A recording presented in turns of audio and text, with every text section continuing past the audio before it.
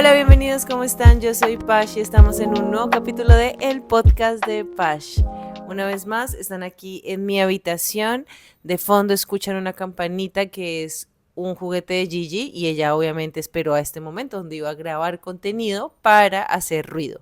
Durmió toda la tarde, se acaba de levantar y dijo, es hora de crear distracciones. En fin, nos gustan los ruidos de fondo. Aquí ya estamos acostumbrados a escuchar otras cosas detrás de mi melodiosa voz. En el último capítulo les conté que iba a cumplir años, que estaba ansiosa, les di diferentes puntos que he trabajado para no sentir tanta ansiedad para mi cumpleaños y estamos adelantando 2 semanas después, he vuelto de Colombia, pasé una semana increíble, pasaron un montón de cosas en cuanto a que tuve una agenda súper apretada, nada así como dramático, que me acuerde. No, pero sí me trae al tema de hoy y a lo que quiero hablarles sobre hacer las cosas con miedo, porque entre todo lo que pasó, el fin de semana apenas llegué a Bogotá, estuve en el profesorado de yoga de Cabo Colombia. Ah, que fue hermoso, la gente es divina, o sea, me encanta porque siempre es súper diferente, la energía de los grupos siempre es muy diferente. Este ya es como más o menos mi tercer profesorado, no lo estoy haciendo completo, solo fui como invitada ese fin de semana, pero estaba muy nerviosa, porque lo que pasa es que yo, digamos que aquí en Perú soy como la mano derecha de Isa, ¿sí? Isa es la que maneja todo, organiza, me guía más o menos hacia lo que tengo que hacer y yo brillo y hago lo que tengo que hacer, pero digamos que ella está a cargo, ¿no? Y en este caso íbamos a hacer Silvi y yo como hombro a hombro haciendo las cosas y pues claro, como yo ya lo había hecho antes, tenía un poquito más como de responsabilidad. Entonces estaba muriéndome del miedo. Llegué el viernes por la noche y esa noche quiero contarles que no dormí. Bueno, sí dormí porque la cama del hotel estaba deliciosa, pero, o sea, fue difícil. Fue difícil, estaba muriéndome del miedo porque además, no sé si les pasó a ustedes, la noche anterior a algún evento o alguna cosa importante, uno empieza a imaginar, ahí sí la creatividad de la mente es infinita y uno se imagina 10.000 escenarios diferentes de cómo las cosas podrían salir bien, mal, chistosas, raras. Y bueno, eso estaba pasando. Gigi, ¿qué haces? Yo no sé si a alguno de ustedes que tiene gatos les pasa esto de que ella se quiere meter dentro de la almohada, como enterrarse dentro de la almohada. ¿Sí ven? En fin, entonces estaba como súper nerviosa y llegó el momento y creo que todo salió bien dentro de lo que tenía que salir, hice lo que tenía que hacer, fueron súper receptivas las chicas, creo que eso también importa mucho, ¿no? Que tú llegues con miedo a un lugar y que la gente te reciba con mucho amor, hace que el miedo se dice, no desaparece, pero sí como que se suelta un poquito. Y, y bueno, eso fue hermoso. De ahí me fui a Armenia y estuve con mis papás. Conocí su nueva casa. Están viviendo ahora en el eje cafetero. Para los que no saben dónde es Armenia, no es al otro lado del mundo. No es, no, es en Colombia.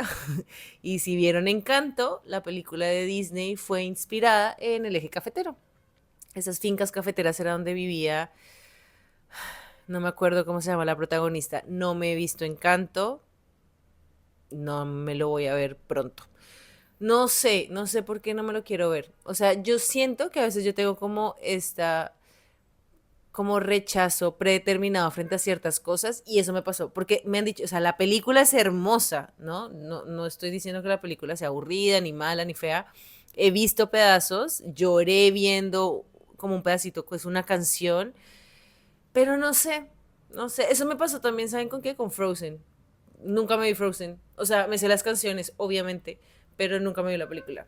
En fin, estuve en Armenia, de ahí fui a pasar mi cumpleaños en una casita, como en la mitad de la nada, hermosa, espectacular, justo lo que necesitaba, toda esa ansiedad y esa expectativa de ese día, que es chistoso porque se extiende, ¿no? O sea, no es como el día en sí, sino como todos los preparativos para llegar a ese día y los días siguientes también tienen como sus cosas, pero como que ese día uno siente como cierta energía. Entonces fue súper lindo haber podido tener un espacio para mí ¿no? Como en silencio, como que no tenía que hacer nada ese día, tenía como libertad de que si quería acostarme, me acostaba, si quería echarme al sol, me echaba al sol.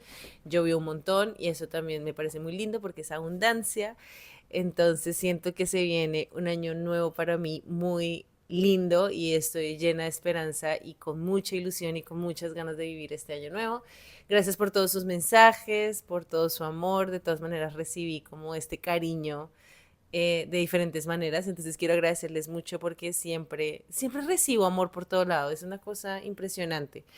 Siento que también es por la forma en que uno como que recibe las cosas, ¿no? Uno cuando recibe con los brazos abiertos, más cosas lindas llegan. Algún día hablaremos un poco de las manifestaciones y del poder de la atracción, que es algo que yo trabajo y creo que mis últimos años de vida se han formado gracias a eso y por eso me siento muy agradecida y por eso también quiero hablar del miedo y de hacer las cosas con miedo. Más allá del miedo en sí, es como tenemos que dar esos pasos que son súper difíciles, ¿no? Y cuando damos el paso difícil hay un abismo que es del que quiero que hablemos el día de hoy. Entonces pensemos en todas esas cosas y esos momentos, ¿no? Sobre todo el momento previo a que pasa algo donde uno siente mucho miedo, ¿no? O sea, si uno lo ve como, si lo piensas en una imagen, ¿no? Es como que tú estás en el borde de una montaña, hay como un abismo enorme y después hay otro lado y tú tienes que saltar para llegar al otro lado, ¿no? Como en las películas de Misión Imposible, algo así. Y a uno le pasa eso todo el tiempo, ¿no? Porque el ejemplo más común es tu primer día de trabajo. Conseguiste el empleo, y tienes tu primer día de trabajo y ahora tienes que demostrar todo lo que convenciste a muchas personas que estaban entrevistándote y da un montón de miedo, ¿no? O sea, mi primer fin de semana de profesorado hace año y medio, cuando hicimos el primer profesorado, ese sábado, aparte de que estaba súper nerviosa, mi síndrome de impostor, mejor dicho, sacó luces, sombrero y hizo su mejor show. Y lo único que yo pensaba en ese momento cuando estaba haciendo, guiaba la práctica y cuando estaba haciendo mi parte, solo pensaba, ¿quién te crees tú para ser profesora y para estar dirigiendo a futuros profesores? ¿No? O sea, ese era mi pensamiento en ese momento. Entonces, aparte de que estaba nerviosa, llega este impostor a mi cabeza y ¡buah! Pero lo superé, ¿no? Entonces, eso es como lo que pasa siempre. Entonces, por eso quiero que vayamos a nuestros momentos en la vida donde nos hemos sentido así, como hemos sentido ese nerviosismo y esa incertidumbre, ¿no? Porque ¿qué pasa en ese vacío? ¿Qué pasa en ese lugar desconocido? Primero ahí es donde tomamos la acción, ¿no? Justo el pasito antes de saltar, ahí es donde hay una acción, donde tú tomas una decisión donde dices, voy a hacer esto, ¿no? Voy a buscar un nuevo trabajo y me voy a ir a presentar una entrevista. Voy a decirle a esta persona cómo me siento, ¿no? Voy a ir a hacer un profesorado, voy a ir a dirigir algo, voy a ir a hacer un taller, voy a pararme al frente de una cámara y voy a empezar a grabar mis pensamientos y voy a crear un podcast, ¿no? Voy a empezar a dibujar y voy a mostrarle a la gente que me gusta dibujar, voy a empezar a escribir, voy a empezar a hacer cosas por primera vez en mi vida que nunca había hecho, que estoy comenzando de ceros, donde no tengo ninguna experiencia, donde no tengo ninguna como base sólida y me voy a poner en un espacio extremadamente vulnerable. Y ese es el lugar más importante en el que nosotros nos podemos poner a lo largo de nuestra vida. Y lo digo a mis 35 años, donde muchas veces he tenido, ya sea por decisión o porque no tenía otra opción, de enfrentar algo que era nuevo para mí, que causaba mucho miedo, pero que de ahí me dio muchas experiencias. Y quiero acordarme cuando tenía como 25 años, más o menos, que empecé a buscar como trabajo más formal. Yo estudiaba diseño de modas, había hecho una pasantía y me había vuelto de Estados Unidos a buscar trabajo y presentarme como, ¿no? En entrevistas, ¿no? Tratar y como cambiar un poco porque a veces era para un puesto específico, después era para una cosa diferente, entonces tener como que amoldarme, ¿no? A lo que estaba buscando el mercado, porque no había algo como muy específico a lo que yo quería. Yo en esa época quería ser escritora editorial, ¿no? O sea, como trabajar para revistas, trabajar como para centros editoriales Y en ese momento no había nada de eso en lo que yo estaba buscando. Entonces tenía que adaptarme a lo que había y aún así no conseguí trabajo. Duré 1 año y medio, millones de entrevistas y siempre, o sea, tuve varias donde estaba como a ese punto final donde ya casi encontraba y ya casi me iban a llamar y no pasaba. Y lo traigo a esto porque siento que ahorita está pasando algo muy parecido en mi vida desde otro aspecto muy diferente donde tengo que empezar a buscar oportunidades diferentes para lograr lo que quiero. Entonces me pongo a pensar que uno muchas veces está pasando por esos lugares y hay que ser muy cuidadosos y muy atentos porque en esos abismos donde están esos miedos podemos lastimarnos. Porque podemos llegar al otro lado y como colgar. Volvemos otra vez a la película de Misión Imposible donde Tom Cruise salta y vuela así en el abismo y tú dices, no, se está cayendo, no va a conseguir el trabajo, pero fan, se agarra pero se lastima, ¿no? Y ahí pasa muchas veces que nosotros empezamos a cuestionarnos. Ahí es donde llega el síndrome de impostor y ahí es donde te dice, tú no eres suficiente, tú no eres válida, todo lo que te pasa a ti no es porque no tienes las características suficientes para hacerlo, entonces no vamos a intentarlo más, vamos a rendirnos.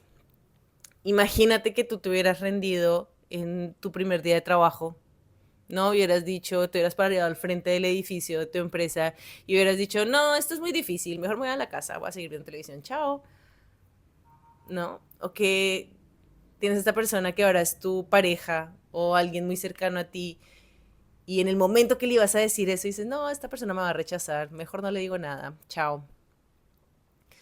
No, es ese miedo, ese puntico de dudar antes de dar el paso para no lastimarnos, donde nosotros tenemos que estar muy atentos y confiar mucho en nosotros.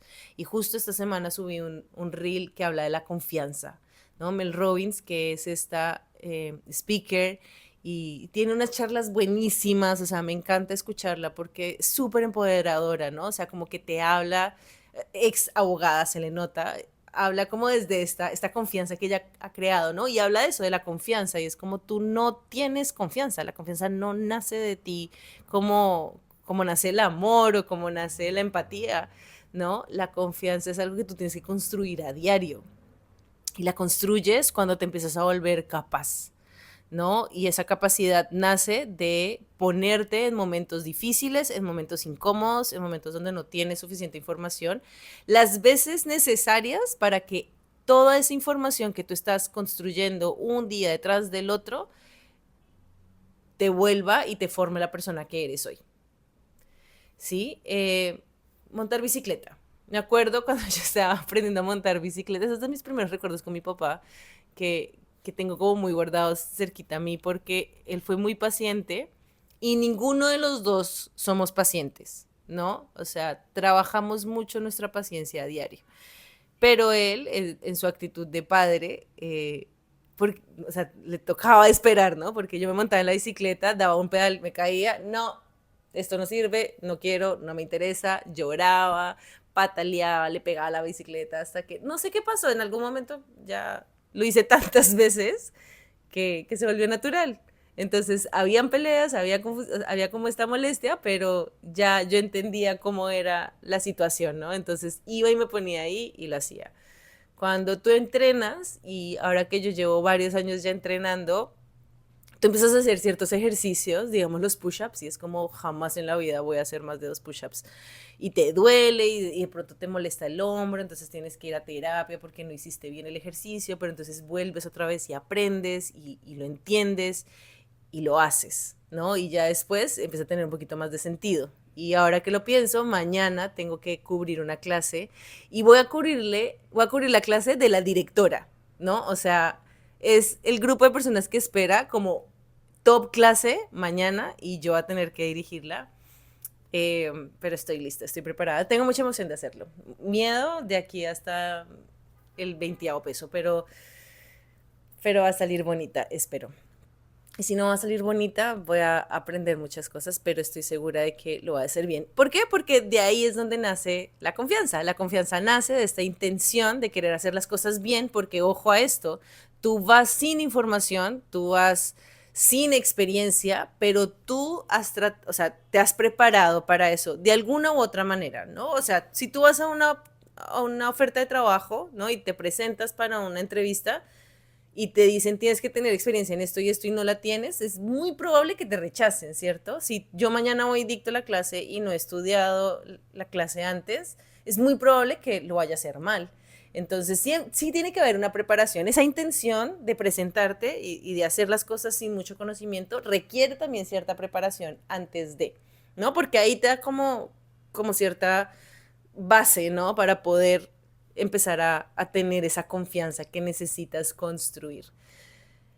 Pensemos en la primera vez que nos rompieron el corazón, ¿no? Imagínate que a ti te hubieran roto el corazón y hubieras dicho nunca más en la vida voy a confiar en nadie más.